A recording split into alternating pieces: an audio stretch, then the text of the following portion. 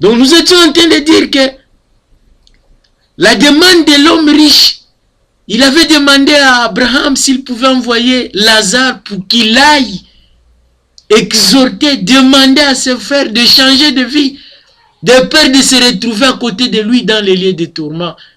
Mais Abraham lui dit, ils ont Moïse, tes frères, là où ils sont, là où ils vivent. Ils ont des prophètes avec eux, ils n'ont qu'à les écouter. Et s'ils écoutent Moïse, s'ils écoutent les prophètes, ils ne vont pas te suivre là où tu es dans les lieux de tourment. Et il dit non, Père Abraham, mais si quelqu'un est ressuscité, s'il revient de mort, s'il va vers eux, ils vont se repentir. Mais Abraham de rajouter en disant, s'ils n'écoutent pas Moïse, s'ils n'écoutent pas les prophètes, ils ne se laisseront pas persuader quand bien même quelqu'un va être ressuscité de mort pour aller les prêcher. Voilà l'histoire, la parabole que le Christ nous donne. Nous allons essayer de voir quel est l'enseignement que le Christ voulait nous donner à travers ces paraboles. En regardant le premier verset, nous voyons que cet homme-là était un bon vivant, quoi. Et quand il dit, quand Abraham plus loin il dit, ils ont Moïse et les prophètes, ce monsieur toute sa vie, il a ignoré la présence de Moïse, la présence des prophètes, peut-être la présence de la Bible. Il pouvait dire, ah non, de là où j'habitais, je n'ai pas vu de prophètes, je n'ai pas vu Moïse, je n'ai pas vu personne qui pouvait venir me prêcher, me parler de la parole. Mais peut-être qu'il avait la Bible. De nos jours encore, nous voyons il y a de nos bien-aimés qui collectionnent les Bibles. Ils ont toutes les versions possibles de la Bible, à commencer par les Darby, les Sermer, les Cécile, les Martin, Louis II, la Colombe, Louis II révisé. Ils ont toutes les sortes de Bibles, de grandes, de petites. Mais toutes ces Bibles-là, elles sont neuves, quoi. Et nous voyons que ils ne se donnent pas la peine d'ouvrir la Bible pour lire ce qui est écrit dedans. Leurs Bibles, elles sont neuves, quoi. C'est pas déchiré, il n'y a même pas des égratignures, quoi. C'est bien rangé. Ou ils les ont oubliées dans des placards et les Bibles sont devenues poussiéreuses, quoi. Et ils ne regardent pas, quoi. En fait, c'est qu'Abraham voulait dire que vous avez la parole avec vous. Vous pouvez dire que on n'a pas Moïse, on n'a pas de prophète, on n'a pas de pasteur, il n'y a personne qui vient me prêcher. Moi, il n'y a personne qui vient m'apporter la parole. Mais tu as la Bible avec toi. Et encore aujourd'hui, avec ce que nous avons comme nouvelle technologie, nous avons Internet, nous avons des CD, nous avons tout, quoi. Il y a la télévision, il y a des chaînes chrétiennes, mais encore que quand on est devant la télé, les programmes qui nous intéressent, c'est plutôt des télé-réalités, des films, des beaux films, et tout ce qui va avec, quoi. Et quand on a la chaîne chrétienne, tout de suite on zappe, on passe à autre chose, quoi. La parole de Dieu ne nous intéresse pas. Et quand tu zappes sur la parole de Dieu, tu passes à autre chose. Et tu agis exactement comme l'homme riche qui, durant toute sa vie, il a ignoré qu'il y avait Moïse à côté, il y avait les prophètes. La Bible représente Moïse, la Bible représente les prophètes. Parce que quand nous regardons la Bible, nous savons que les 5 parties de la Bible, les Pentateuque, les 5 livres de la Bible, a été écrit par Moïse. Même si tu ne vois pas Moïse aujourd'hui, mais tu as quand même ce que Moïse a laissé comme écrit. Et ça ne venait pas de lui. Il a reçu ça par révélation de la part de notre Dieu. Cet homme était un bon vivant. Et il vivait, il avait complètement ignoré la présence de Moïse, des prophètes, de la parole de Dieu, de tout ce qui va avec Dieu. Et pas que lui, parce que quand il nous dit, Père Abraham, envoie Lazare pour aller demander à mes frères qu'il change de vie, de peur qu'il vienne ici.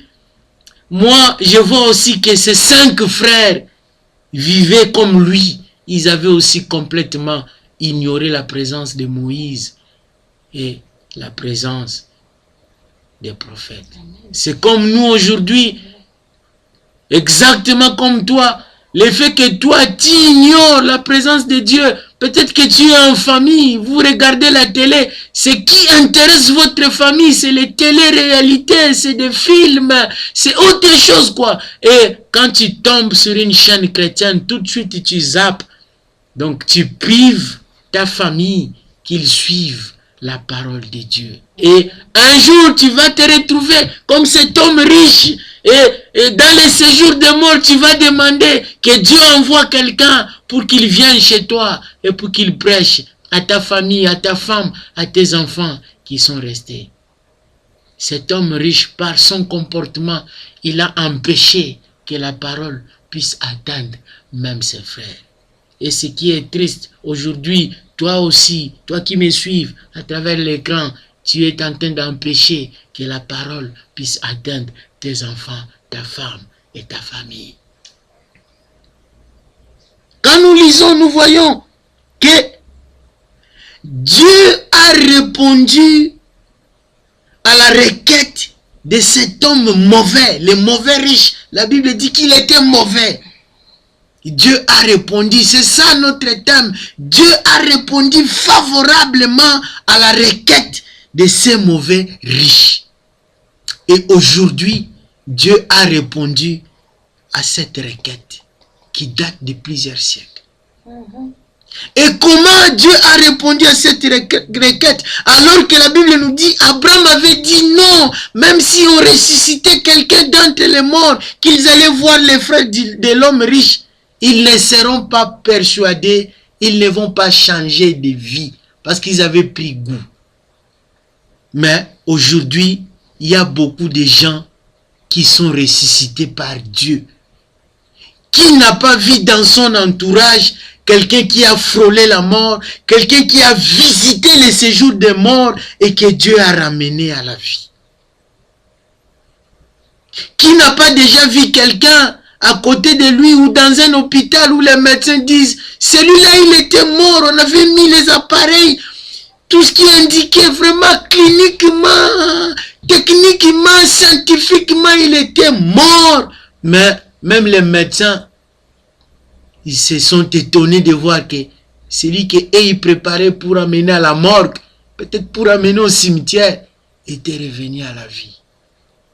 Aujourd'hui encore, chaque personne que Dieu ramène à la vie, ces personnes-là, ils viennent témoigner, ils sont en témoignage, ils sont la réponse favorable de la requête de Dieu. C'est que Abraham avait refusé, mais Dieu aujourd'hui est en train de le réaliser. Amen. Si tu as vu dans ta vie, même une seule fois, une personne morte, et cette personne l'a ressuscité, dis-toi que tu es témoin visible, oculaire, de la réponse que Dieu donne à cet homme qui est décédé il y a des siècles et des siècles. Et quand tu le vois, cela va être lourd de conséquences dans ta vie parce que tu es témoin de l'amour de Dieu pour notre siècle, pour notre vie. Tu as vu comment Dieu a permis de répondre favorablement alors qu'Abraham refusait. Mais Dieu répond.